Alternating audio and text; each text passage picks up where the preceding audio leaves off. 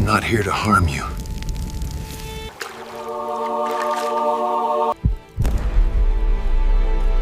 Don't. Stop. The Apache girl whispered the rancher misunderstood, and that night changed all. I came off the mesa with the kind of quiet only a guilty man learns to live inside. Wind combed the grass flat and left it there, as if the land had decided it was done standing up to anything. Off to the west, thunder crawled along the horizon on its elbows. Closer by, the ground kept its secrets, and I kept mine. A man does not speak of what he helped burn. He learns to ride past the smell of ash as if it were just weather. He drinks when the evening lets him and prays badly when the night tightens its noose. They say a thing becomes lighter if you carry it long enough. They lie. Weight grows with memory. The past is a mule that won't be led, only dragged, and it drags the man who thinks he's holding the rope. What I knew of honor had blistered away at Canyon de Chelly, under orders I followed because the uniform fit tighter than the conscience. You don't forget a canyon that echoes with children, or how the echo stops. Sunup came thin, shivering through a gauze of cloud, all edge, no warmth. My roan nodded as if he'd seen this kind of day before and kept on. We angled down from basalt ribs into the open country, the kind that puts a man on trial without needing a jury. I had a canteen half full, a pouch of cartridges, and a promise I'd made to myself 2 winters ago that I wouldn't go back to the bottle until I could walk past a mirror without wanting to strike the man inside it. That promise had dents all along it but still held. Smoke had been a black stitch on the sky during the night, sewing horizon to horizon. I told myself distance was prudence. Men like me always have 2 kinds of reasons. The honest one is smaller. When I reached the source, the camp had gone past ruin and into silence. Canvas ripped like a throat. Pots blistered open. Corn burned to pebble. A doll's porcelain hand lay clean in the ash, untouched by flame, fingers delicate as forgiveness and just as far away. The prince said the rest. Soldier boots, once hard to tell if the men still wore the coat or only the entitlement, but heavier were the square-heeled tracks of hired steel. The leftmost print in one set dragged. A man with a bad knee wears his pain in the dirt, the way some wear it on their face. Iron heel plates with 3 tiny nicks along the crescent. Tom Vale Cain's foreman liked his cobbler in Santa Fe and his cruelty at room temperature. I'd seen the marks before, on snow, on clay, on the rough boards of a boarding house stoop where a boy had bled into February. There was a cart shoved onto its side, wheels still slowly ticking, telling time to no one who needed it. A ribbon of blood led to the wagon's shadow and ran out of nerve there. I slid down, hand on the colt because habit is a second spine, and found her. She lay half in shade, half in the weak light a reluctant morning gives, as if the day wasn't sure it wanted to claim her. Navajo by dress, hair bound back with a thin red thread, I'd once seen in a winter ceremony I had no right attending. She had tied a strip of cloth above her calf practical, as a field nurse tight and careful. Blood had dried on her ankle in a small fan, a painter's brush left without water. Her eyes were open, watching me with the kind of calm that makes a man look down at his hands and wonder what they've been doing all these years. "I'm not here to harm you," I said.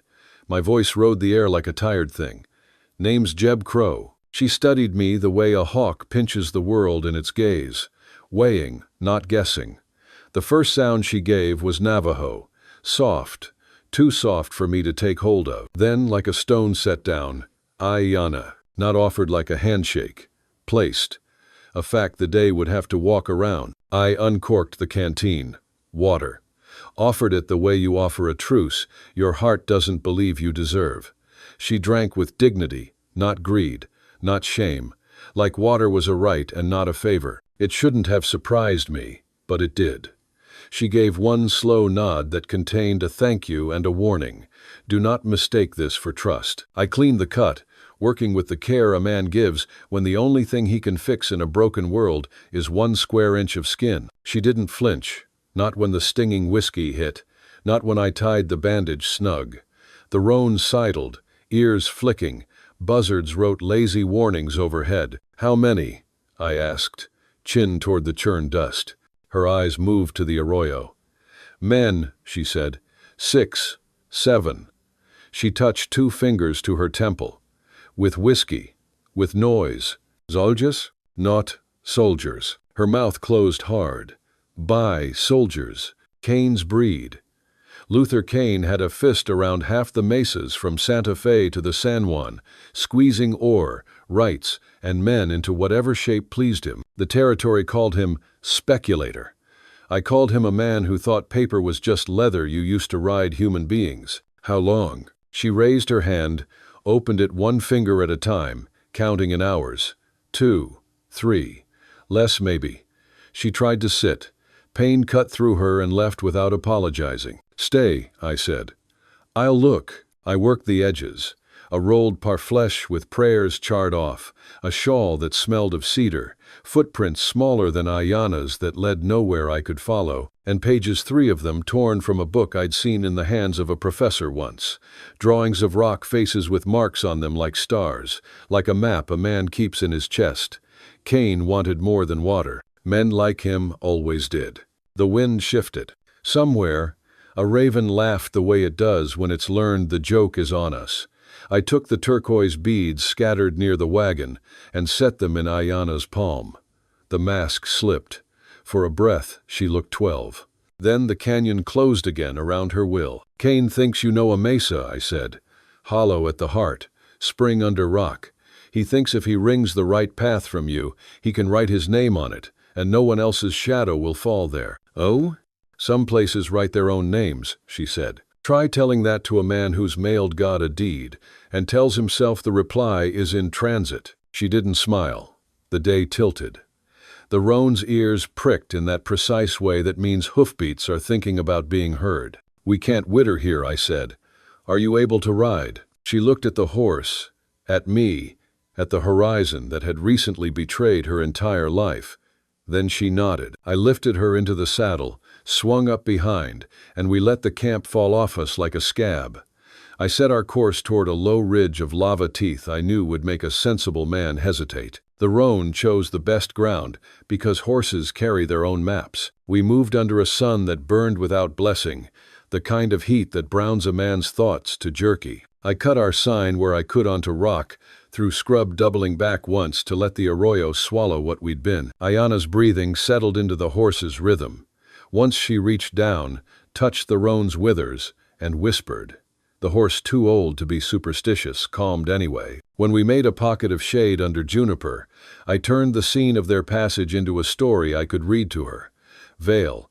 I pointed at the square-heeled crescent. Bad left knee, puts more weight on the right, rides a bay that chews the bit. She glanced, nodding once understanding or patience. I couldn't tell. You were soldier, she said. Not a question. I wore a coat, I said. It wore me. Her eyes weighed that. The verdict could wait. We climbed the ridge and let the day open wide. Far off, riders scrawled across a saddle, 7, maybe 8 dust, shouldering out from under them. The easy line they took told me they believed the land owed them cooperation. Good. Men like that get lost when the ground remembers it has a say. We slid into broken country where cinders lay like black coins, and the earth had cooled from ancient anger. The wind shifted again, a breath from the west that smelled like rain 6 hours out and trouble too. I taught the roan a new trot and he forgave me. At dusk, we made a bowl of stone half hidden by rabbit brush and a stunted cottonwood. Coyotes practiced their theology on the hillsides. I built a fire tiny as a thought and mean as a promise. Jerky chewed my jaw into honesty. A woman's shawl rescue from the camp hung across my forearms. I folded it, placed it in my saddlebag like a letter I'd answer if I ever learned the right language. Aiyana watched the light do what light does best, leave. After a while she asked, "Why help me?" I have a pocket inside where the unanswerable lives. That pocket felt for words and found none it loved. I looked at the cottonwood's small hands, at the sky's big ones. Because I didn't, I said, and the truth went out of me like a bird thrown by a gale. Once. She said nothing, no comfort, no praise. The fire nodded, old men in their chairs. The roan slept standing, dreaming of grass that didn't fight back. I slept in pieces, the kind that cut you no matter how you hold them.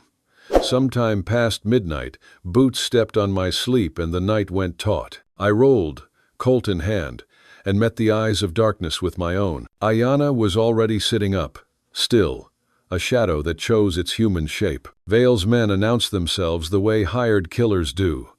Too quick, too sure, too fond of their own names. One had a laugh like a hyena that wanted a salary. I let him have the first bullet.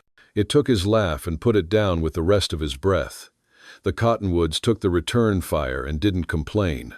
The roan danced 3 steps and decided he would live forever. We slid down a crease of earth and took the arroyo into our mouths like a sacrament. Bullets stitched the night close where it had been frayed. I heard Vale's voice grease, and Missouri and the pride of a man who thinks cruelty is a skill.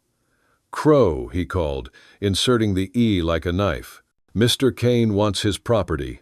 Hand her over and keep your hide." "Tell Mr. Cain the territory's out of stock," I called back, because bravado sometimes wears the same hat as despair. The night answered for me, a wash of darker black, and we were gone, letting the land turn itself into something new under our hooves. Dawn found us a long mile north, crouched behind a lip of rock that looked like a jaw broken and healed wrong. We watched the country soak itself in slow light. To the east, a coyote trotted his own errands.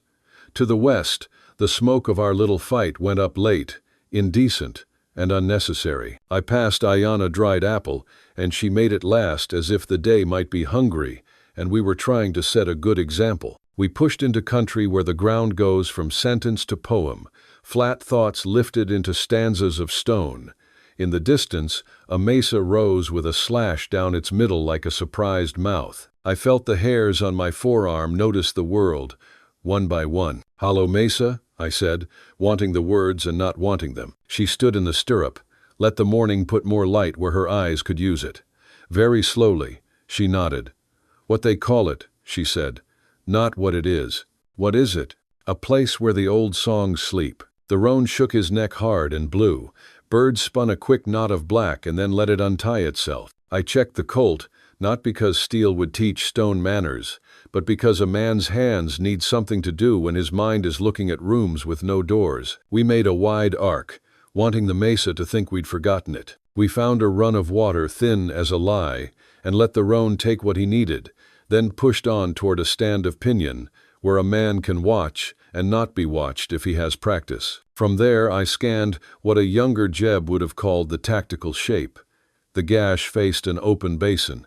Any approach would right itself in dust. Good if you want to count your enemies coming. Bad if you want them to miscount you. A finer line far to the north looked like a second mouth. Meaner, tighter, more honest. "They'll expect us at the easy door," I said. "The easy door is for the owner," she said. "And who owns it?" She looked at me, then at the sky, then at the cut in the stone. "The ones who don't need a door." Afternoon turned gold by halves. I closed my eyes and let a memory come that I had been starving. A little boy once, hands in flour, grinning white as a ghost. A woman laughing with her head thrown back so her throat showed clean, my wife, before the fever took her name away from my mouth. The day I came home from a campaign and discovered I had no home. You can carry an empty room inside you so long you start arranging furniture. Strange how a stranger's breathing can change where you put your chairs. We circled until shadows did their long work, and then took the risk a man takes when he is tired of hiding from himself. The roan picked a path like he'd been living here in another life. We climbed a lip of stone and found the place where time had had an argument with the cliff and lost. Petroglyphs carried messages I could not read, spirals, deer, women with hair like night, and hands made of rivers. I laid my palm on the stone. It was warm, old blood warm. I felt foolish and devout at the same time, which is how I reckon most honest prayers feel. We went inside. Not far. Just far enough to feel the world change its mind about what constitutes a wall. Something in the air, a blue you don't see above ground, made a room of the dark. Not magic, the word a man uses when he's embarrassed he doesn't understand the math, just mystery with its boots on. We backed out slow. A man should know his measure. We tethered the roan in brush braided with shadow. Night came on with a clean edge. I built a fire the size of a coin and paid with 2 twigs. We ate the last of the jerky like a sacrament for the unworthy. How old were you? Aiyana asked. When? When the coat stopped fitting. 27. She let that number turn once in her mouth. I was 8 when the soldiers came. They gave us a word, relocate. It meant go where the water is wrong and the ground will not remember your name. I'm trying to give you a different word, I said. Which? Home. That hung between us till the fire went to coal, and coal to memory. Coyotes auditioned futures. Somewhere up on the mesa, a night bird called in a rhythm that matched my heart a little too well. I woke before dawn because men like me don't sleep past trouble. The sky wore its one clean star and saved the rest for after.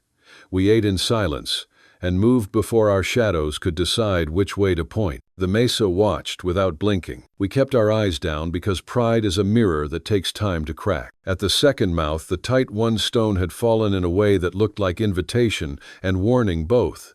Aiyana went first, because that's how the story wanted telling. The passage narrowed until my shoulders learned humility. Then it widened enough to let a wagon of guilt pass with inches to spare. On and on, the rock talking to itself in a language I recognized as older than mine and better at not saying more than necessary. When the light came, it came like a promise it had every intention of keeping. Blue and soft and everywhere, as if the world's first morning had decided to try again in secret. The floor slanted toward a bowl ahead. I thought of water, and then I heard it. Not quite the sound, more the idea of sound. The chamber opened, and I nearly went to my knees, not in fear, not exactly in worship, but in the psalm of a man who finds proof that the door he has been knocking on all his life never had a lock. I don't know how long we stood there. Long enough for my breathing to remember it was not a weapon. Aiyana's face held the light. The scar on her calf looked like a word translated correctly for once. I reached for her hand and found it already reaching for mine. Outside, the sky had made up its mind to be blue and mean it. From the basin came the dust sign of riders, with the confidence money buys men who have done nothing to deserve it. Vale, most likely, with whomever he could pay to believe in his courage. They'd take the easy door and find the wrong room. That did not mean they would give up. Men like that don't quit until shame is handed to them on paper they have to sign. We slid back into the second passage. At the mouth, we paused and listened to the country take a breath. The roan lifted his head high, nostrils flaring, then settled. I slid the colt into its home and felt the odd certainty of a man who knows his steel is smaller than his next hour. We angled north. The mesa watched us go without comment, as a judge ought. By late afternoon, we had a ridge between us and whatever Cain's money had purchased of thunder. The land ahead rolled slow and patient, as if it had decided to forgive something it couldn't name. My shoulder ached where a Comanche ball had once punched through. The ache predicted weather and a reckoning. I believed both. On the far side of the ridge, I turned the roan and looked back. The cut in the mesa now, a mouth closed, held its silence like a treaty. No one had the right to rewrite. I tipped the brim of my hat to it. Aiyana did not look behind her. She kept her eyes on the line our future was drawing and said, "We will need friends, old ones, new ones, the kind who don't sell their names when a stampede of dollars comes through. The kind who know the right songs," she said. Those two. Night rose up cool and clean. We set camp by a thread of water and split the last apple like a ceremony. Somewhere a train laid iron sentence across somebody else's valley. Somewhere a storm practiced its handwriting on mountains we had yet to cross. I lay down beside a stranger who wasn't anymore. The stars came out with that indifferent generosity that humbles me still.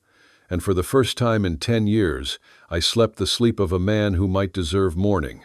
If you enjoy the story, hit that subscribe button right away. And if you don't, then just hit the like button anyway to keep more Wild West love stories coming. Morning came with the kind of silence that's too heavy to belong to peace.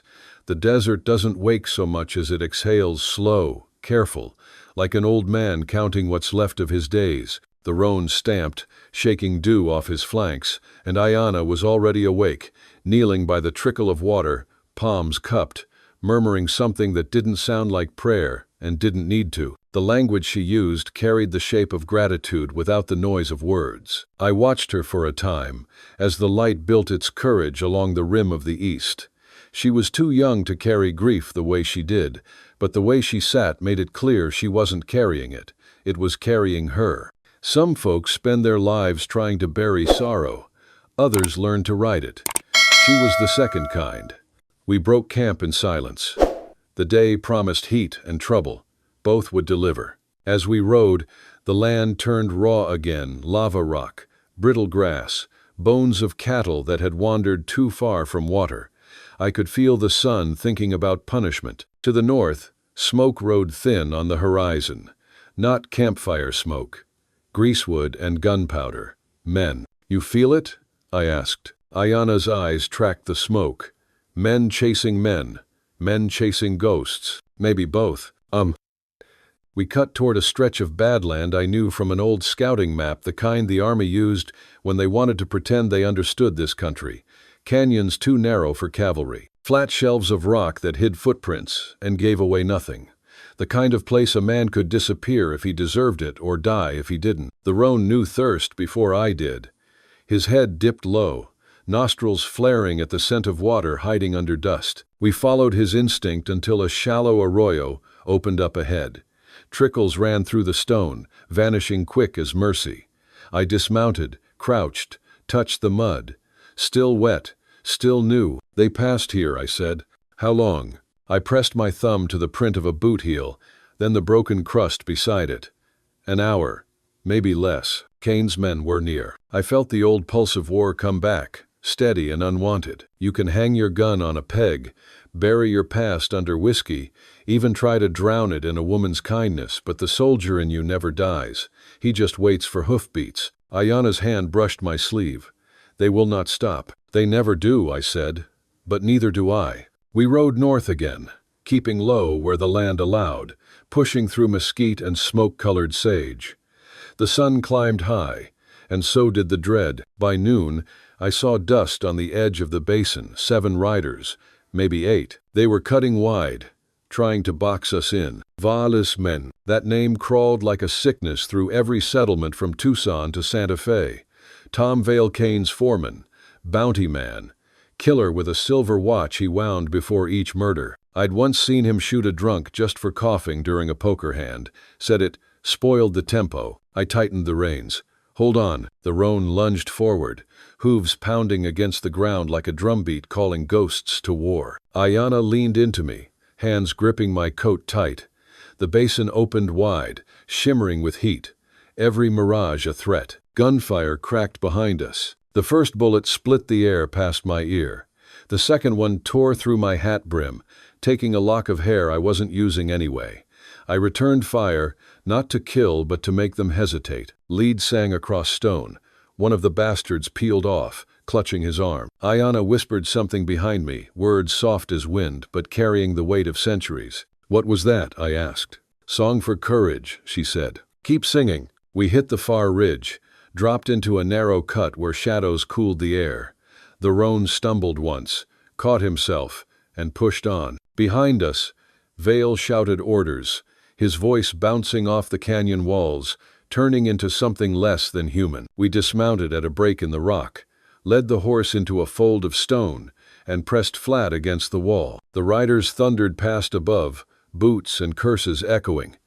One stopped, leaned over his saddle, and spat into the canyon. It landed a few feet from Aiyana's hand. She didn't flinch. When they were gone, I exhaled. You ever think maybe the land itself hates us for what we've done to it? Aiyana looked at me for a long moment. The land doesn't hate, she said. It waits. And that answer stayed with me longer than any sermon I'd ever heard. We stayed hidden until the sun broke itself into orange pieces along the horizon. Then we climbed out, slow and sore. The world looked softer in that hour, between fire and dark. Even the rocks seemed less angry. We found a dry cave to rest. I struck a match and watched the flame crawl to life. The shadows leaned close, curious. Aiyana took out a small pouch, sprinkled fine dust into the fire. Sparks turned blue for a breath, then died. What was that? I asked. Memory, she said simply. For those left behind. I nodded.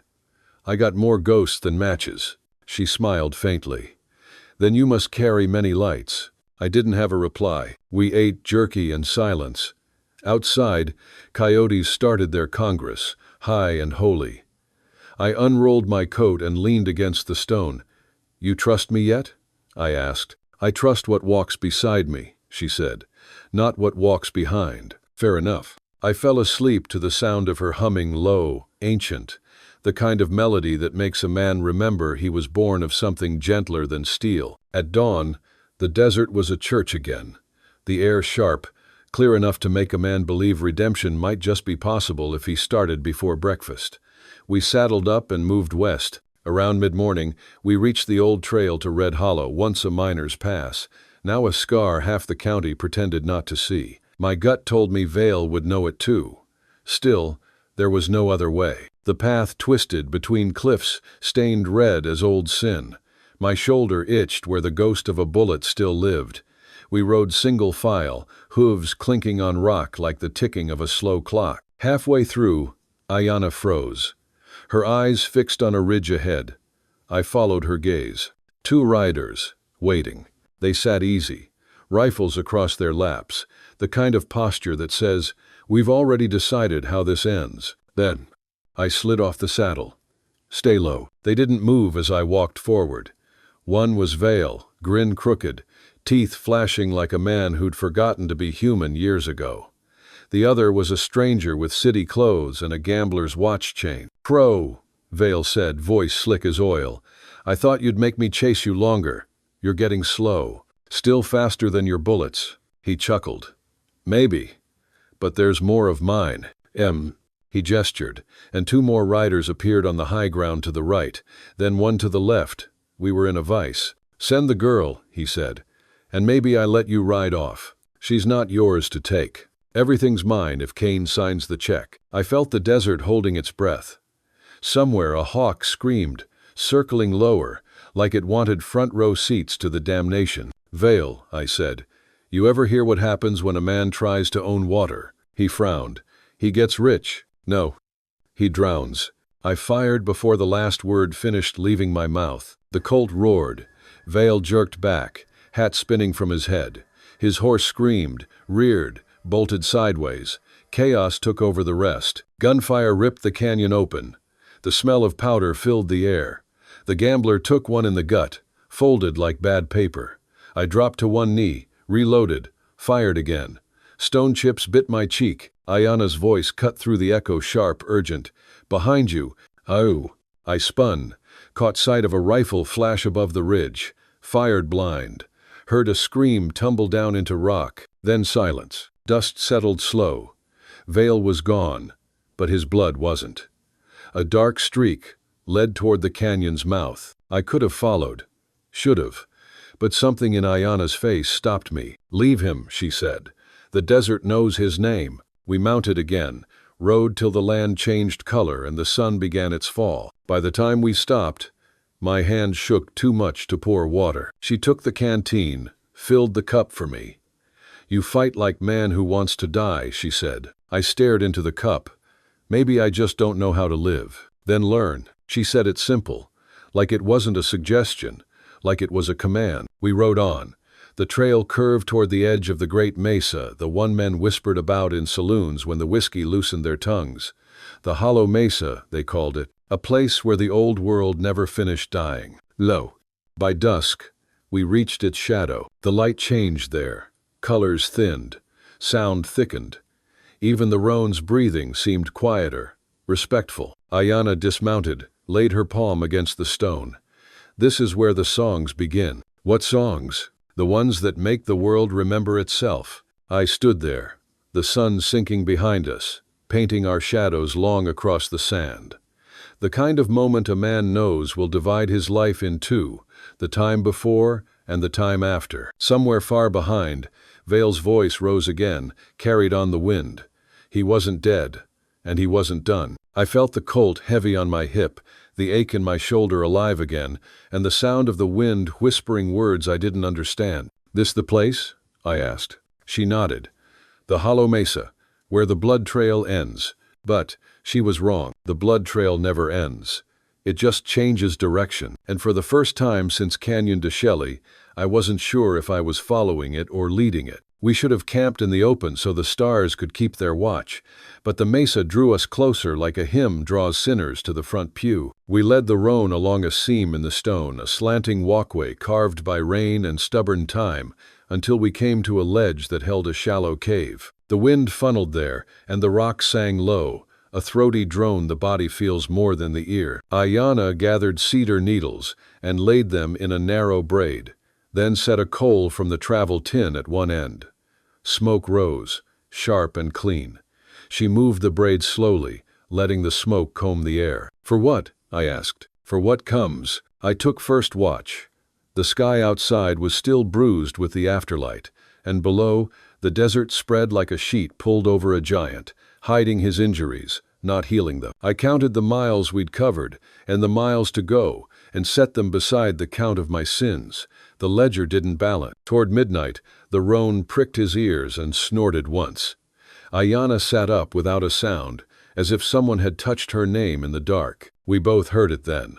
The faint thrum of horses, distant but moving, the sound pressed flat by distance, and the stubborn quiet of stone. "Vale," I whispered. "Or men who think the world needs another Vale," she murmured back. I doused the ember in the cedar braid, and we sat in the hush that follows the killing of a small light. The riders faded. The cave breathed. Aiyana lay back down and slept, but I stayed awake with the old ache that visits a man who's seen too many dawns he didn't deserve. Before graylight, a frigid wind came down the face of the mesa, thin as a knife. I pulled the coat around her while she slept. When she woke, she pretended not to notice.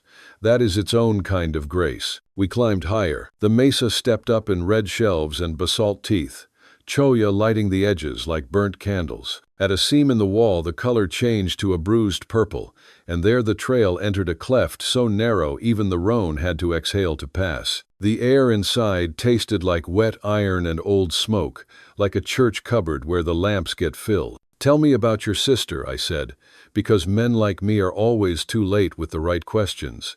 "She liked to laugh at thunder," Aiyana said it was the sky's drum. The soldiers feared it.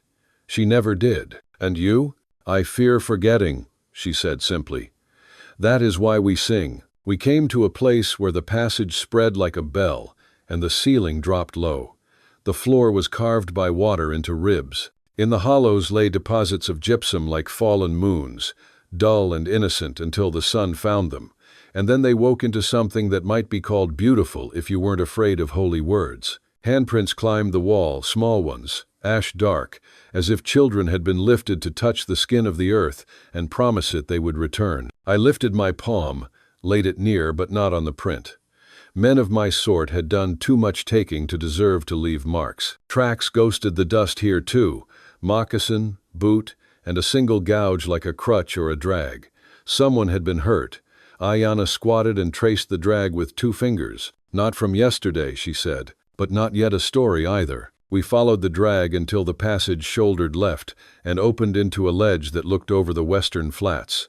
Far on that ocean of dirt a dust rope twisted, then settled. If those were Vale's men, they'd lost the scent. I should have felt relief. What I felt was the taut quiet that comes before a string snaps. We ate what we had: jerky, a biscuit gone to stone, water measured like a scripture. Aiyana took a pinch of cornmeal from her pouch and fed it to the wind. She didn't explain. I didn't ask. Sometimes a man keeps his soul by learning where his questions don't belong. Beyond that ledge, the stair cut up steeper, and the rock turned slick with an old varnish of wind and skin. We used our hands as much as our feet. Twice the roan refused, and I thought we'd lose him. Twice he came because we asked gentle. It's a strange thing about strength. It answers better to a quiet voice. Then the smell changed: juniper smoke and fat. Human. Close. I signed Aiyana down behind a boulder and crawled the last stretch alone. The ledge curved and I peered around the lip. A camp, 3 bedrolls and a cold fire slick with tallow. Tin cups, a broken horseshoe, a deck of cards glued with grease. On a spike, a strip of skin dark as a belt. I didn't want to look close at what part of a man it used to be. "Vale," she breathed behind me. She'd followed Fox, silent, or one who borrows his tools. A cough answered us. dry and mean. We turned as a boy stepped from a shadow split in the wall no more than 15, maybe younger, hauling a Remington that shook from hands that should have been holding a fishing pole. His cheeks were raw with windburn, his eyes raw with fear. He wore a cavalry shell jacket 3 sizes too big, and boots held together by luck. "Don't move," he said, which people tend to say when they're sure you will. "Easy," I told him. "We ain't your problem." "You Jeb Crowe?" "Depends who's asking." "Name's Ned. They said if I found you, I'd live." He meant Vale's men. You could hear it all the way through his voice, the bad bargain. The nights sleeping next to men who give you rules instead of a future. "You alone?" "For now." He flinched as if the rock remembered him. "They told me to hold the high cut and whistle if I saw you." I didn't whistle. "Oh. Why's that?" "'Cause they ain't right," he said, chin shaking at the effort it took to stand against men who fed him. "And the girl, she looks like someone my ma used to pray for." Aiyana stepped beside me, palm up to show it held nothing. "Are you hungry, Ned?" He nodded once, fast as a bird. We gave him biscuit and watered coffee and the kind of quiet that lets a boy decide what he is. He ate without looking at us, then said, "They want the spring up top. Say it's medicine and money both. Say it'll make a man new." "Make Cain new?" I asked. "Cain don't need new, he needs forever." Ned swallowed. "Vale says the water shines at night, says it hums." Aiyana's eyes went still. "The spring sings, but not for men like him." Ned dragged a sleeve across his mouth. "He'll be here by sundown. You going up?" "We are." "Then I'll come." I looked to Aiyana. Her face was a quiet lake. You could see the sky in it, not the bottom. She nodded. "He walks beside," she said, "not behind." We moved with the Sunday. The trail took the spine of the mesa now, a knife back with drop on both sides. The air thinned and sharpened. Ned told us things he shouldn't have had to know: how Vale beat a horse for stumbling on shale, how Cain's money smelled of perfume, how men grow mean when their god is a ledger. He had a brand scar on his forearm, not from a ranch, from a man. I didn't ask the letter. I could guess it. In a swale we found a scatter of beads and a broken comb. Aiyana gathered them, pressed them into the crook of a stone and whispered 3 words. I didn't catch any, but I felt all of them. Ned took off his too big hat without being told. Boys like him can tell when a place is a mouth and you're standing on its tongue. Near the top we hit a shelf of slick rock, the kind that turns boots into lies. I cut steps with my knife and we crossed slow. The roan followed with that courage. Animals have the kind men ruin in each other and then miss forever. At the far side, Ned stumbled and I caught him by the jacket collar. He weighed nothing. "Sorry," he said. "Don't be," I told him. "Being alive makes men clumsy. The dead are the only tidy ones." We reached a low gate of stone where the wind passed like a river through reeds. Beyond, the mesa leveled into a basin cupped in cliffs. The light there was different, thin and bluish, not from the sky but from the rock itself, as if the stone remembered a cold fire. In the middle of the basin a pool lay black as a pupil. Around it, cairns rose waist-high, some fresh, some softened by time, all set with care. Aiyana stopped at the threshold and sang a note so pure even the roan lifted his head. The basin accepted us. Or at least, it didn't spit us out. At the water's edge I saw them, boot tracks and the crescent scars from a case being dragged, the heavy kind that holds dynamite when men lack both patience and sense. Ned swallowed. "I told you," he said. I knelt and touched the surface. It held the chill of snowmelt, and something else like laying your hand on a sleeping chest. I pulled back.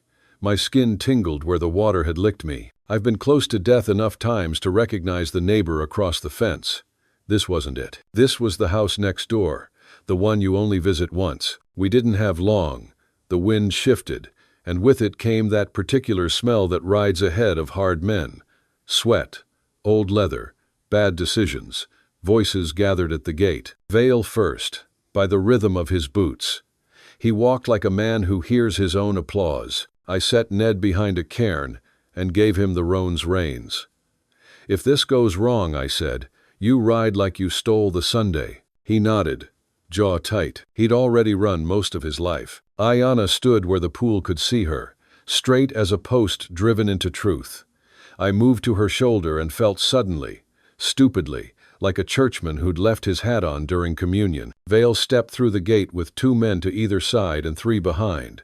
He had a new hat and blood drying on the old one tied to his saddle. He saw the pool and laughed softly, like a man seeing his own name on a door. "Well, Crowe," he said, "found yourself a wishing well." "Wish I had more bullets," I told him. "You and me both." He nodded toward Aiyana. "And the girl, always the girl. Cain says the water likes her kind." "The water doesn't like," Aiyana said. "It knows. Then it'll know money when it sees it," he said, and motioned to the man with the case. The lid popped. Waxed sticks lay inside like yellow prayers turned wrong. He had fuses enough to argue with a mountain. I stepped forward. Vale lifted a hand, and all the guns aimed at my chest. "Easy," he said. "I ain't here to kill you, Crowe. I'm here to make a saint. By blowing up a shrine? By bringing light to the people." He grinned. "Bottled light. Men like him always want to sell what should be shared, and hoard what should be given away." I opened my mouth to answer, but Aiyana beat me with words older than grammar. She sang, not a melody in any language I knew, a tone that came from that part of a throat where crying and joy are cousins. The water woke. Blue rose from its skin like breath on a winter horse. Vale took a half step back, not because he was afraid he lacked that intelligence, but because his body remembered a story his mind refused. "What trick is that?" he said. "The kind that saves boys from men like you," I told him. He signaled, and the man with the fuse bent to the case. I fired before he struck the match. He folded silently, and the air shattered into the sound of men who came for money and found meaning instead. Bullets gnawed the cairns, stones spat back. The roan screamed and reared as Ned pulled him behind cover. I moved left, counting shots, tasting dust. 2 of Vale's men dropped. 1 stayed down. 1 crawled. The third kept firing blind with his eyes squeezed tight, like that'd make his bullets less likely to sin. Then Vale charged, low and fast. He hit me at the ribs, and we fell together into the grit. He fought like a man who measured himself in pain, grabbing for my gun hand with 1 fist and for my throat with the other. We rolled, traded breath and blood. I've wrestled bulls gentler than his need. Aiyana's song climbed. The pool answered, a low hum first, then a tremor that rattled my teeth. Vale paused, eyes flicking to the water. He saw something there himself, maybe. The him he'd killed, to build the one that wore boots. I slammed my forehead into his nose. He howled, let go, stumbled backward with his face red and his grin finally gone. "Shoot them," he yelled, voice thick with blood. "Shoot the damned world if it stands in your way." Fuses hissed. I'd missed a second man lighting one in the confusion. Aiyana stepped forward and plunged her hand into the pool. The light leapt from the water up her arm and out across the basin, a veil brushed by wind. The fuse sputtered, shrank, died. The man who'd lit it dropped the stick like it had bitten him. Vale froze. His men froze. Even the wind forgot itself a moment. "You see?" he whispered, and for the first time his voice held something almost human. "It's real. Real doesn't mean yours," I said. He looked back at me, then at the water, then at Aiyana, and in the space of that turn 100 years of greed crawled across his face. He raised his gun. I raised mine. Neither of us fired. The pool did. Rather, it spoke, and the mesa listened. The ground trembled, not hard, just enough to remind us we were standing on a ribcage. From the far wall, a flake of stone let go, slid, fell, and broke the case of dynamite to pieces without lighting a thing. Men believe in luck until the day truth looks them straight in the teeth. Vale's men ran. Vale didn't. He was too busy choking on the size of his own soul. He lowered the gun and looked at his hands as if maybe they weren't his. I could have been. He didn't finish. Most men don't. The list is too long. "Leave," Aiyana said. Not angry, not pleading. A bell told to ring no more. "Leave and learn to be small." He backed away, step by step, then turned and fled through the gate, stumbling, half a laugh, half a sob, the sound a man makes when he's met something he can neither buy nor bury. I let him go. The desert had his name. It would file him where he belonged. When the echoes stilled, Ned slipped from behind the cairn. eyes shining with a boy's dangerous new belief that the world might be saved. "What was that?" he breathed. "Truth," I said, in a tongue that doesn't need words. We put the dynamite in a cleft, flooded it from the pool, covered it with stone. Ned cut the fuses into useless thread and tossed them to the wind. I looked at Aiyana's hand. The skin where the light had climbed was pale as first snow. She flexed her fingers and winced like a violinist after a hard piece. "Does it hurt?" "Only when the world forgets," she said. We left the basin cleaner than we found it. At the gate, Aiyana set 3 small stones in a stack, small to large, and touched the top. Ned copied her.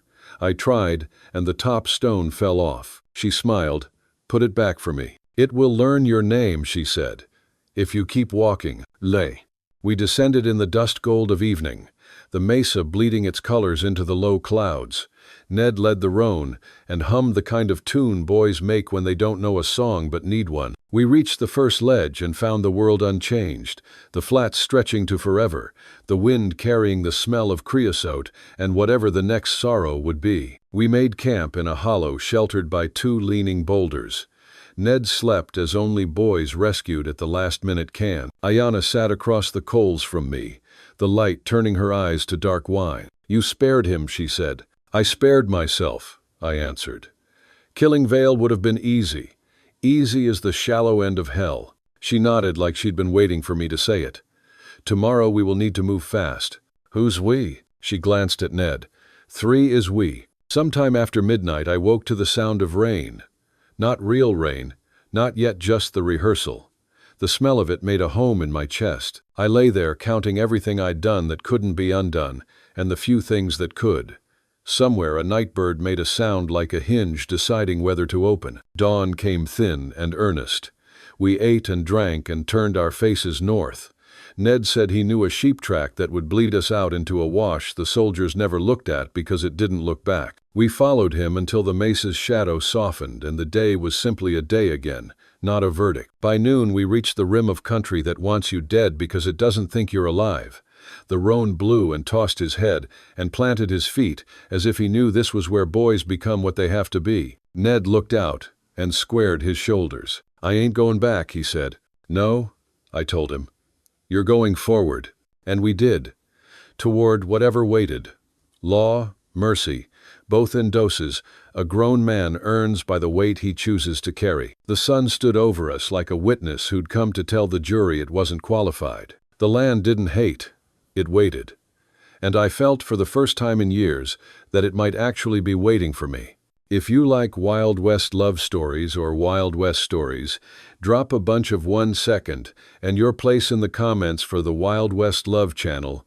Tell me where you're listening from so I don't feel so alone out here. We rode beneath the shadow of Hollow Mesa just as the sun slipped behind it, and the whole desert seemed to hold its breath. The stone rose in front of us like a cathedral built before God learned to speak English, black, patient, unmerciful. Aiyana said nothing, but her eyes glowed with that faraway look she got when she was listening to something older than language. I'd seen mountains before, fought under them, bled beside them, cursed at their indifference. But this wasn't a mountain, it was a wound, the kind that heals wrong, sealing in something that should have been let out. The air turned strange, no wind, no sound. Even the roan's breath came shallow, his ears flicking like he could hear a heartbeat beneath the rock. "Is this it?" I asked. Aiyana nodded. "This is where they took my sister." Her voice was quiet, not from fear but reverence, like she was speaking inside a church. We dismounted and led the roan into a patch of brush where he could nose up whatever life dared to grow there. The brush looked like someone had drawn it with charcoal and forgot to color it in. My legs ached from the ride, but that wasn't the kind of pain bothering me. I'd walked into ambushes before, into Indian territory, outlaw towns, and drunk soldiers' fists. But this was different. This was walking into a memory that wasn't mine. The entrance wasn't obvious. A crack in the mesa's face, half hidden by rockfall and shadow, like a mouth that didn't want to tell the truth. Up close, the stone felt cooler than the air, a hush lingering in it like an apology that never learned the right words. Inside, a narrow passage sloped downward, cool and damp, smelling of stone and time. The walls bore petroglyphs, spirals, handprints, figures that danced between stars and fire. Some had been rubbed away by water, some by fingers. A few were sharp as if drawn yesterday by a patient child with a serious future. "What do they mean?" I asked. "They mean we were here," Aiyana said. "Before your people wrote names on the world. I didn't come to erase anything." She gave me a look sharp enough to flay a man of his excuses. "Then you came to listen." So I tried. I tried the way a man with busted hearing leans toward a whisper. We moved deeper. The light dimmed to blue. I could feel it like air had turned thick enough to hold memory. The path widened into a chamber, and there it was. The spring Cain had sent men to die for. It wasn't water, not really. More like light pretending to be water. It shimmered with its own heartbeat, pulsing slow, as if the earth itself was breathing through it. The surface quivered when you looked straight at it, then steadied when you looked away, as if it didn't like being watched by foolish eyes. Aiyana knelt beside it. Her fingers hovered above the surface, trembling not from fear, but from recognition. "They called this the mouth of the sky," she whispered, "where spirits come to drink before they go home." "And where did your sister go?" She looked up at me. She followed them. Something in my chest unhooked and dropped. I've had bullets go in cleaner than those words went out. Before I could speak, the echo of boots came down the passage. Faint, but getting closer. It was the kind of sound that has a face long before you see it. Vale. The bastard never learned to stay dead. I pulled Aiyana back behind a column of stone. The blue glow painted her face in light, too holy for this world. It made every speck of dust on her skin look like a star. I checked my gun. 5 bullets left. Maybe enough, maybe not. Sometimes 5 is plenty if the man behind them has something worth missing. The sound grew louder, boots scraping, voices whispering, laughter with no humor in it.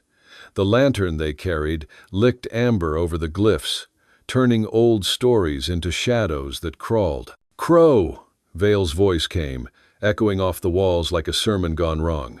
"You in there? I've got orders to bring you in. The girl, too. Mr. Cain wants what she knows." Cain. Always Cain. The kind of man who thought owning the earth made him God's landlord. I could see his hands even when he wasn't there. Soft, ringed, never learned what a shovel feels like. "Stay here," I told her. "No." Her defiance was quiet, steady. I could have argued, should have. But there was something in her tone that told me this fight wasn't just mine anymore. She had the certainty of rivers and old women. You can't out-talk either. Vale's lantern light rolled ahead of him, throwing shadows that looked alive. 4 men behind him, 5, counting the one carrying the dynamite. They meant to scare us out or bury us inside. The one with the sticks had that twitchy look men get when they think fire loves them personally. "Vale!" I shouted, stepping out into the light. "You sure you want to die underground?" He grinned. "I've died in worse places. Not with me around." He raised his rifle. "Guess we'll test that." The cave exploded into thunder. The first shot grazed my shoulder, spun me sideways. It burned hot, then cold, like a lie that goes down easy until it doesn't. I fired back, hit one of his men square in the gut. The echoes turned into ghosts. Stone dust rained from the ceiling. Somewhere behind me, the roan whickered he didn't like the sound of heaven closing. Aiyana was still by the spring, her lips moving fast, a prayer or a spell, I couldn't tell which. The blue light pulsed brighter, spilling over the floor, wrapping around her hands like it knew her name. She looked like a candle daring a room full of men to breathe. Vale's man with the dynamite struck a match. I fired. Too late. He dropped the stick, fuse already hissing with that eager little snake sound. I grabbed Aiyana, threw her down behind a slab of rock as the world cracked open. The blast wasn't loud. It was deep. It moved through the bones of the mesa, not the air. Everything shook the ground, the walls, my soul. The blue light flared like a dying star, then steadied, though a fine shiver ran across it like wind over wheat. When the dust cleared, half of Vale's men were gone. The other half were crawling out of rubble, dazed, ears bleeding. One looked at his hand like it might tell him what to do next. Vale himself was alive somehow, his face streaked with blood and fury. "You just buried yourself, Crowe." He lifted his gun. Then the ground moved. At first, I thought it was the echo of the blast, but no, the stone itself was breathing. The petroglyphs on the walls began to glow, one by one, tracing stories too old for any Bible I'd ever read. A hum rose, low and deep, like the earth remembering a song it hadn't sung in centuries.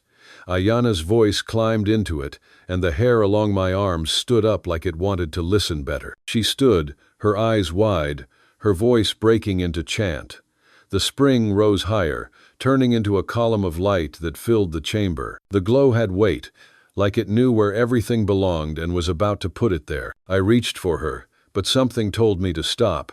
Men ruin holy things by touching them too quick. Vale stumbled back, gun falling from his hand.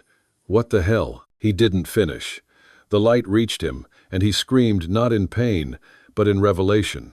His shadow stretched, tore itself apart, and vanished into the glow. I saw his face naked, no grin, no swagger, just a boy who'd chosen the wrong god too early, and never learned to change pews. I stood there, shaking, gun still warm, heart cold as stone. If I'd had a preacher in me, he would have spoken then. Lucky for us both, I didn't. The hum swelled. The carvings showed hunters turning into stars, women turning into rivers, a man laying down a spear and picking up a child. The light braided itself around the broken stones and splintered wood and spent brass, and all of it started to look less like wreckage and more like a story trying to heal its grammar. Aiyana kept singing, voice thinning and strengthening by turns, like a rope made of breath, pulling a weight no one else could see. The spring answered, shivering up the column and down again. The fuse on a second stick of dynamite hissed, then sputtered out with a sigh like it had just remembered its manners. One of Vale's men lunged at her with a knife. I shot him in the thigh. He folded, confused, then started crying like a child, surprised by his own blood. Another raised a rifle, and the light pushed it sideways. The bullet chewed harmless rock and kept a promise it hadn't wanted to make. Then the light leaned toward me. I don't know how else to say it. It leaned, not with pity, not with judgment, with attention. I felt every sin I'd ever cleaned and every kindness I'd ever dirtied, each taking turns being heavier. It was like being looked at by a mother who knew exactly which cupboard you'd raided and loved you anyway. I almost said, "I'm sorry," but the words stuck because they'd meant too little for too long. A crack opened near the ceiling, and a tongue of dust slid out.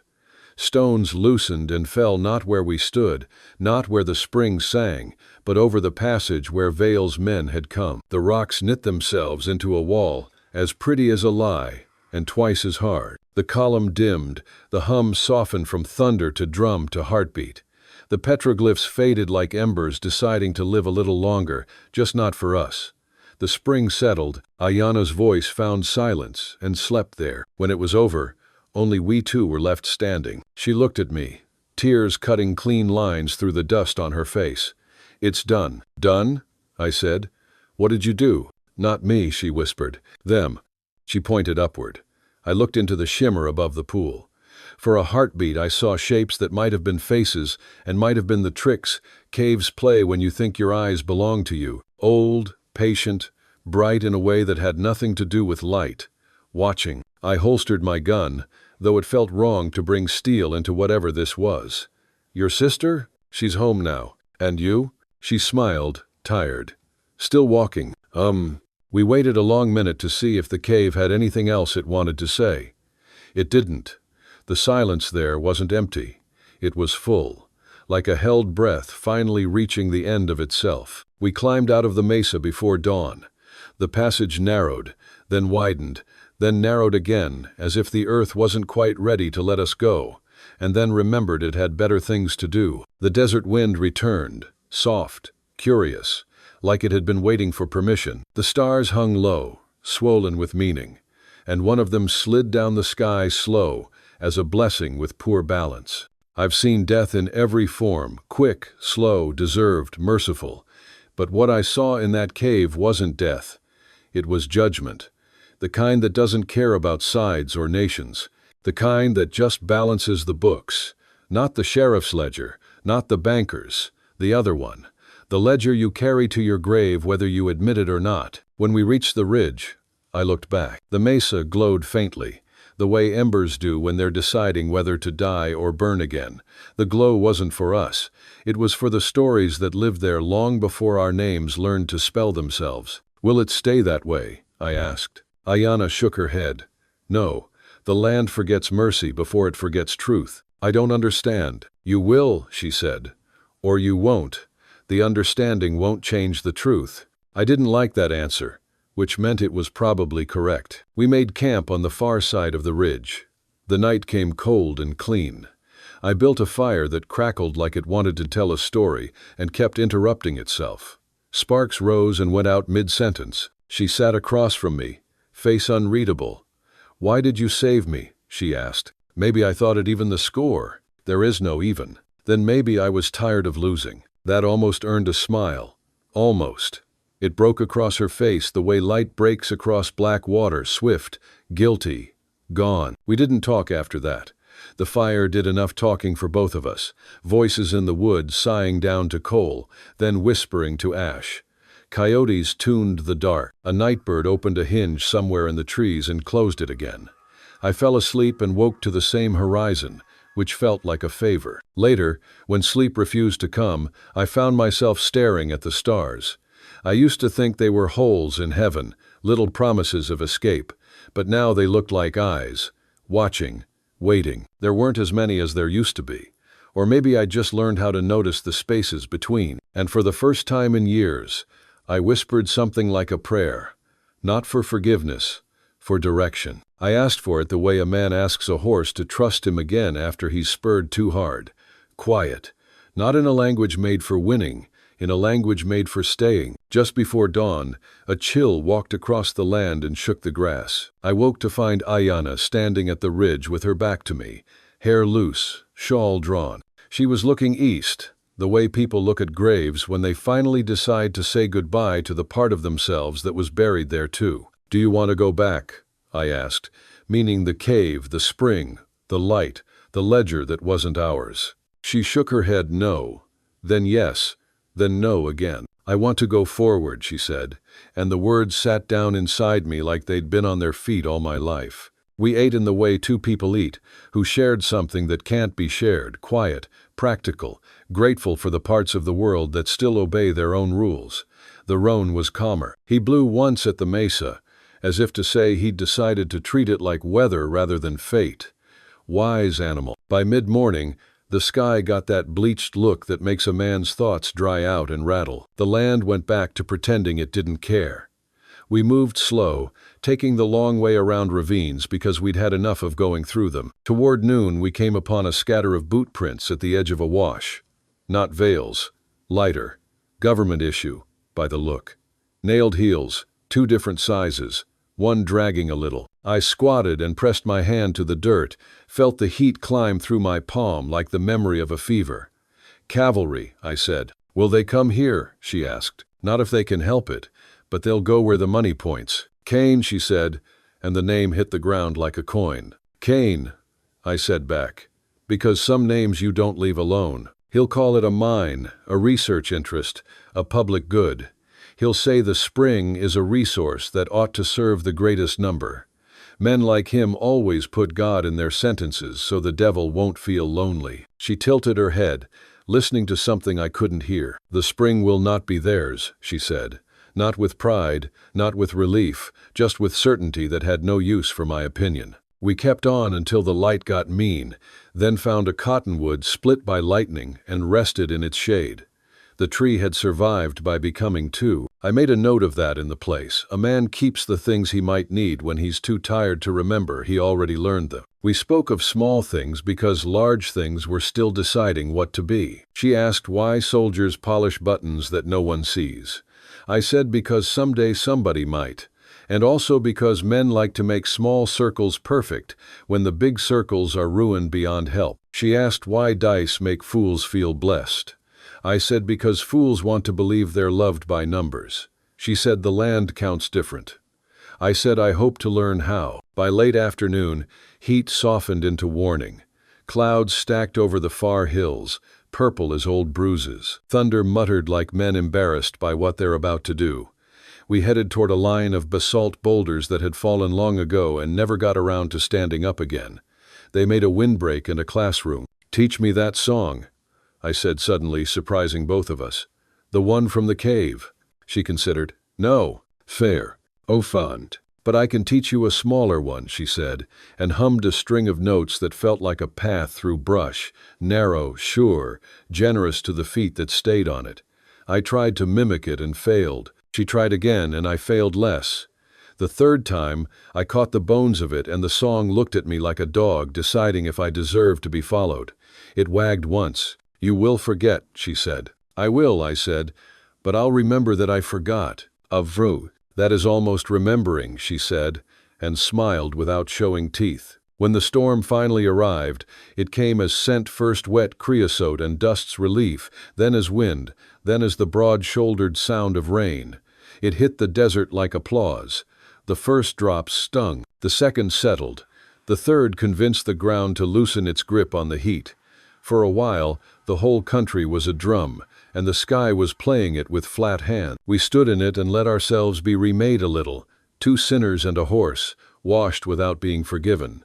I tipped my head back and opened my mouth and tasted what maybe the dead miss most. The roan shook and danced, then settled into the quiet joy of animals who know how to be present without instruction. When it passed, it left everything darker and cleaner.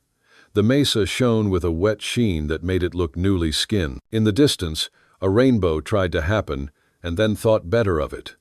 The world is full of half-decisions that save lives. Near dusk we saw smoke a single thin column from a low place, more kitchen than camp. I signaled and we circled wide. In a shallow draw, we found a woman and two boys tending a pot over a pinyon fire. She had the look of someone who'd outrun a man and didn't plan to stop long. The boys had the same look, only they used it to ask for bread. We traded coffee for news. She said 3 riders in black had passed in the morning, and one carried a silver watch that he wound when he spoke. My chest tightened, then eased. Vale had been swallowed by light, but his habits still walked the world. Habits often bury their owners and keep on earning. "Be careful," she told us, and I had to laugh, soft and wrong, as if care were something a man could pick up when he needed it most. Night found us a mile past her fire, which looked behind us like a star deciding to be human just for a while. We made our own and let it eat small sticks. The moon slid up, took a long breath, and sat down on the rim of the sky like it meant to listen. "Why did they take her?" I asked after a time. "Your sister." "Because she could hear what they could only want," Aiyana said. "Because a gift looks like a tool to men who cannot bear for the world to be whole without their hands on it." Could I have stopped it?" "The day you were born," she said, and I heard no cruelty in it. Just the arithmetic of sorrow. I thought then of all the days I'd lived like they were spare, tossed into a corner, good for propping a door. I thought of the men I'd killed who'd woken those mornings, thinking they still had a chance to be someone else by sundown. I thought of the spring, and the light, and Vale's shadow tearing like a paper the wind didn't want to carry. Sometime in the long middle of night, I woke to her humming again. Not the cave song, the small one. It braided itself through my breath and tied a knot there that felt like it might hold a while. I slept. Dawn came willing. We broke camp and set our faces north, where the line between survival and living was rumored to be thinner. The mesa stood behind us, quiet as a verdict. We didn't look back as often as we wanted. The roan walked with a new patience. Aiyana's shawl steamed in the new Sunday. I wore the cave's dust like a second skin I hadn't earned. Around the time shadows remembered they had work, we reached a saddle where 3 trails met. One went east and meant law. One went west and meant freedom. One went straight and meant both, which is to say trouble. I asked which way the land preferred. "It prefers itself," she said, "and allows us our mistakes." "Oh. Then straight," I said, and she nodded, and we took the trail built for people who meant to be honest and hoped to be lucky. I don't know what waited beyond that ridge, beyond that day. Hunters or judges, rain or case-hard Sunday, maybe Cain, carrying papers, the kind that let a man call theft a future. Maybe Reeves. If there was still a Reeves left in this country, a man who believed in right, even after it cost him. Maybe the boys we'd saved, growing old enough to teach me how to be gentle. But I knew this much. The light in that cave had put something back in my chest I hadn't had since before Canyon de Shelley. Not innocence, not even hope. Direction. The kind a man makes by walking it long enough that it starts to look like a road. We rode until the mesa was a bruise behind us, and the desert could finally exhale what it had been holding. Somewhere a hawk wrote its name on the sky in a language even Cain couldn't buy. The roan's ears flicked forward and stayed there. Aiyana closed her eyes and smiled as if the day had finally said the right thing. I tipped my hat to the horizon that had watched me waste it for years, and whispered again, not for forgiveness, for direction. The wind answered not with words, but with the feeling that my feet were pointed the way they were meant to be, and if I kept them that way long enough, I might one day earn the right to call this life mine. Hey there, friend, take a moment and get yourself a full glass of water. It's easy to forget, but staying hydrated is crucial for your health. Also, if you've been sitting for a while, do a quick lap around the room and give your eyes a break from the screen. Your body will thank you. Morning brought a sky so clear it hurt to look at. We saddled the roan and headed north. The air smelled of rain, though no clouds were in sight. The kind of false promise the desert likes to make. We rode for hours, neither of us speaking. The land unfolded around us, endless, indifferent. Every now and then, I'd glance at Aiyana. She rode like she was part of the wind now, lighter, freer, but further away. You're thinking of leaving, I said. I was never staying, she replied. I didn't ask where she'd go. Some people are answers that don't belong to your questions. By afternoon, we reached a high bluff overlooking the valley. Below, a river cut through the land like a silver scar. There, she said, pointing. That's where my people wait. You sure they'll take you back? They took the land back, she said softly. They'll take me. I nodded. You'll tell them about the mesa? She hesitated. Some things aren't told. They're remembered. I didn't argue. She dismounted, turned to face me, her eyes shining like the sky had decided to rest in them. Jeb Crowe, she said, you walked into death and came out still breathing. That means something. Means I'm lucky. Means you're not finished. Then she smiled the kind of smile that breaks a man open. Not because it's beautiful, but because it forgives what beauty can't fix. She climbed down the bluff, step by step, until the land swallowed her shadow. I sat there for a long time, listening to the wind whistle through the rocks. Somewhere, the roan snorted, impatient. I looked east. The sun was rising over the same land I'd spent my life breaking, and for once, it looked back at me without malice. Maybe Aiyana was right. Maybe the land doesn't hate. Maybe it waits. And maybe, if a man rides long enough, it forgives. The trail north was a scar of dust and memory. After Aiyana left, I rode until my shadow gave up following me. A man without company learns fast that silence talks louder than gunfire.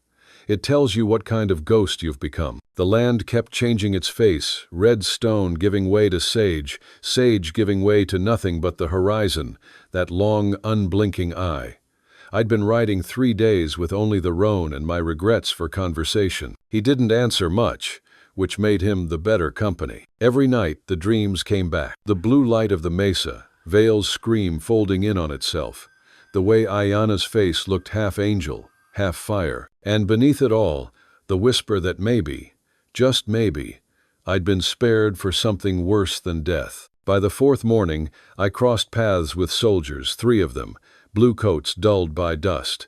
They were hauling a wagon full of wounded men, one flagging bad enough to make my stomach twist. I hadn't worn that color in 10 years, but the sight of it still felt like finding an old scar under your sleeve. Their sergeant raised a hand. You there? Name? Crowe, I said. Jeb Crowe. He squinted. Recognition flickered, the kind that men get when they remember bad history. You were at Chelly, under Major Reeves. That's right. He stepped closer. Major's alive, commanding up near Fort Barrett. Could use a man like you again. Doubt he wants me. The sergeant shrugged. He keeps talking about lost souls.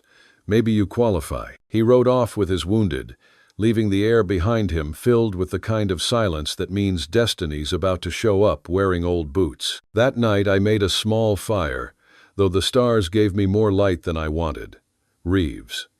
The last decent officer I ever knew and the last man who told me I had anything worth saving. Maybe that was reason enough to ride north. By the time I reached Fort Barrett, the world smelled of cedar and snowmelt. The fort wasn't much a collection of stubborn buildings clinging to the base of a ridge. Reeves stood outside the command tent, tall, thinner than I remembered, eyes older than the land behind him. He saw me and didn't move for a long while. Then, "Crowe, Major, you're late. Wasn't aware I was invited." "You were," he said, "by every bad decision you ever made." That was Reeves. He could slap you with the truth and make it sound like grace. We went inside. The tent smelled of tobacco, leather, and resignation. Maps covered the table, all of them lies pretending to be order. "You look like a man halfway between penance and madness," Reeves said. "Which half's winning?" "Depends on the day." He nodded. "Fair answer." I told him about Cain, about Vale, about Aiyana, and the Hollow Mesa. I didn't mention the light some things die when you speak them plain. Reeves listened without blinking. When I finished, he poured 2 fingers of whiskey into tin cups and slid one over. "Justice," he said, "is a word men use when they don't have the courage to say mercy." I drank, because truth like that goes down better with burn. "What do you want from me, Major?" "Nothing." He looked up. "But the territory might. Cain's partners are buying judges now. Telegraph says they'll claim your interference as murder and call for bounty. That's politics for you hang a man to raise property value." I laughed dry. "Guess I'm famous again." He didn't smile. "You're useful again." Which is worse. We stayed quiet for a time. Outside, the bugle called taps. It sounded more like mourning than ceremony. Finally, he said, "There's a settlement up. Valley Shadow of the Eagles. Half Apache, half settlers. Trying to build something the world keeps burning down. They need protection. And you, Crowe, you need purpose." "Oh." Thought I was done playing guardian angel. He leaned forward. "No, you're just finally worthy of the job." So that's how I found myself riding east again, toward the valley the map forgot.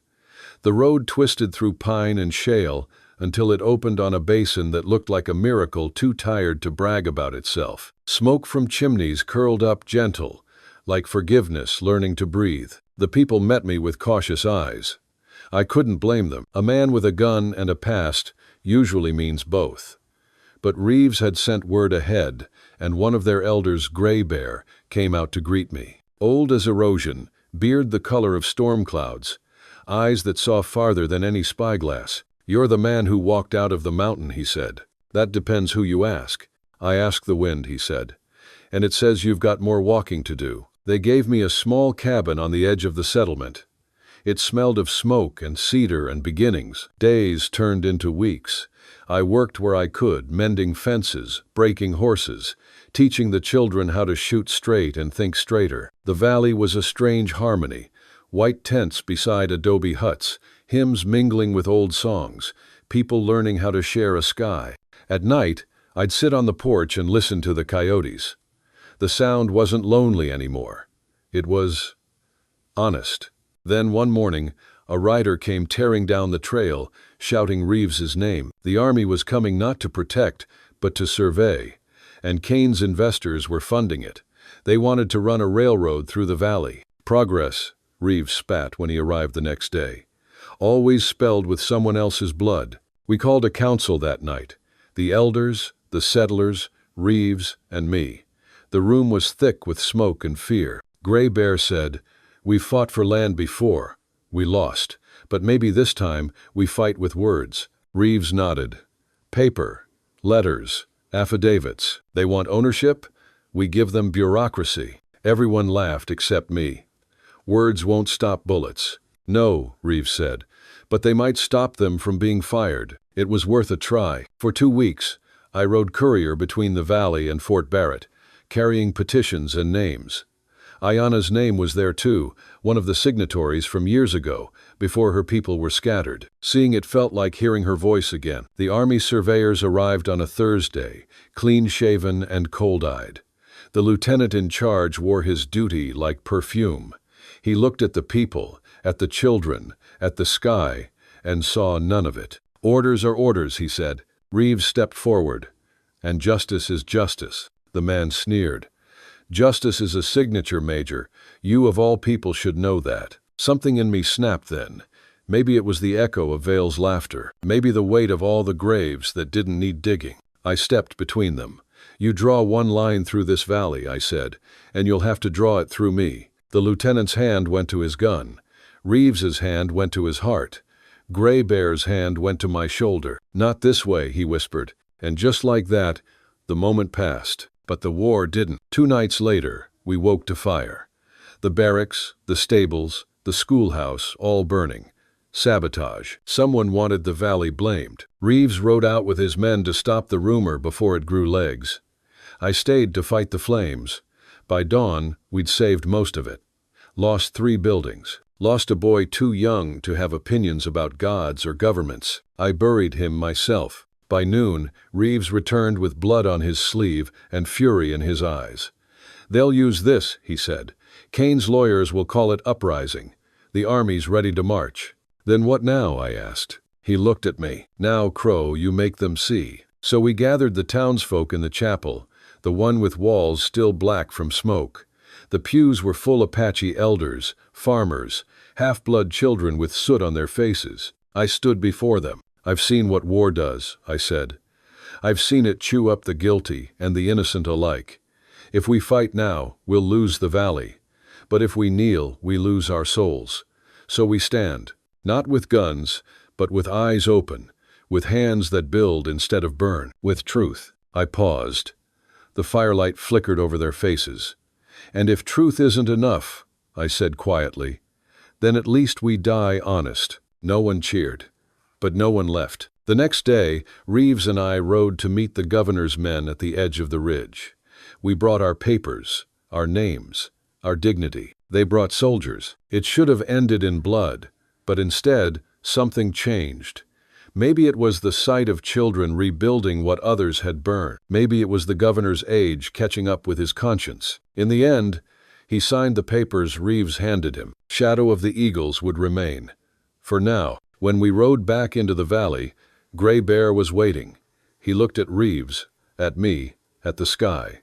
"You two carry too much fire," he said. "But today, you used it to light the path instead of burn it." Reeves smiled tired. "We'll see how long that lasts." Then, and me, I just sat down on the porch of my cabin, took off my hat, and let the evening wind through what was left of my hair. The war was paused, not ended. The scars would never fade. But for the first time, I didn't feel like I owed the world a debt I could never pay. Sometimes, survival is its own kind of justice. If you're watching on TV, don't hesitate, grab your phone and hit subscribe to my channel so you'll never miss out on our amazing characters. The first winter in the valley came early. Snow drifted down from the northern peaks like a slow forgiveness, covering scars that the land and men alike had carried too long. I'd seen snow before, but never like this soft, patient, almost kind. It didn't erase, it quieted. There's a difference. Life in Shadow of the Eagles had settled into rhythm. Smoke from chimneys rose in thin gray ribbons, and the children's laughter replaced the echoes of gunfire. Every morning, I'd wake to the sound of hammers, men rebuilding what others had tried to destroy. It's strange how redemption sounds like carpentry. Reeves stayed another month before the army recalled him. I helped him pack, neither of us saying the things that mattered. When he swung into the saddle, he looked down at me and said, "Keep building bridges, Crowe. You're good at burning them, but you've got the hands of a man meant for better work." He rode away before I could answer. I stayed. Maybe because I'd run out of places to go, or maybe because the land had stopped pushing me away. Every man needs a place where his ghosts can sit quietly for a while. Gray Bear came by often. He didn't talk much, just smoked that bitter cedar blend of his and watched the sun roll off the ridges. "Once," he said, "you carry light and shadow in equal measure, Jeb Crowe.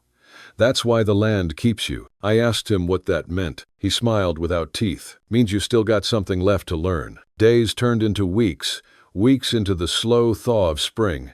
The valley came alive again, flowers poking through soil black as blood. I worked beside the people, helped mend fences, tamed new horses, taught the young men how to ride like ghosts, silent, balanced, invisible to their enemies. At night, I'd sit outside and stare at the mountains, wondering if Aiyana was out there somewhere beyond them, walking under the same moon. I told myself she was free, that the land had given her back to herself.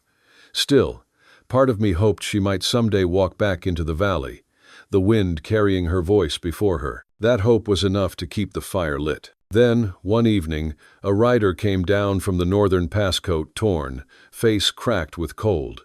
He brought word: Cain was dead, shot by his own man in a gambling hall outside Santa Fe. I didn't say a word. I just nodded and poured the messenger a drink. When he left, I went out into the fields alone. The air was sharp with pine and frost. I looked up at the stars and whispered, "So that's how the devil dies. Not in battle, not in flames, just in debt." I thought I'd feel peace. I didn't. Justice, I'd learned, isn't about who falls. It's about who stands afterward. Spring gave way to summer. The crops took root. Children grew taller. The valley's heartbeat steadied.